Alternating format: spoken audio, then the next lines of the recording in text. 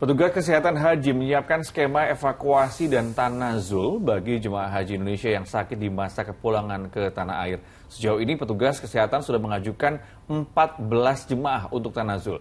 Namun angka ini masih bisa bertambah sesuai dinamika.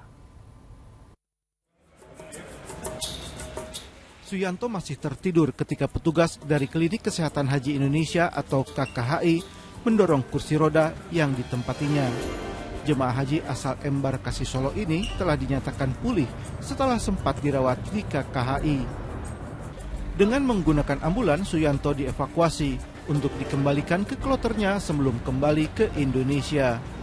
Di masa kepulangan jemaah haji Indonesia ke tanah air, KKHI menyiapkan skema evakuasi dan tanazul untuk jemaah haji yang sakit dan akan kembali ke Indonesia. Jemaah yang sudah dinyatakan pulih akan dievakuasi dan dikembalikan ke kloternya untuk bersama kembali ke tanah air. Bagi jemaah yang karena alasan kesehatan harus segera dipulangkan mendahului kloternya, akan dilakukan tanazul awal.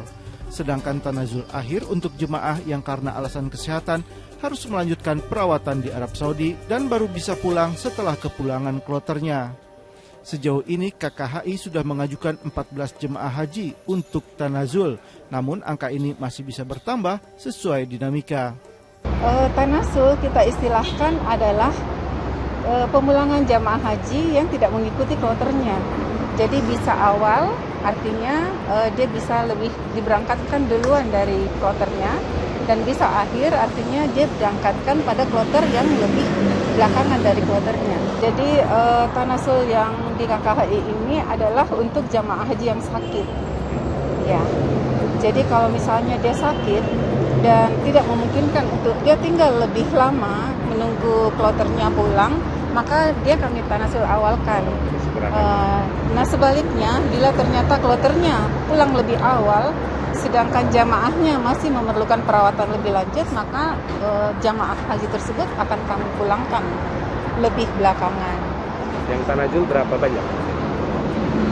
Untuk saat ini yang kami ajukan itu ada 14 orang, tapi tidak menutup kemungkinan masih ada pengajuan lagi. Ini masih dinamis terus.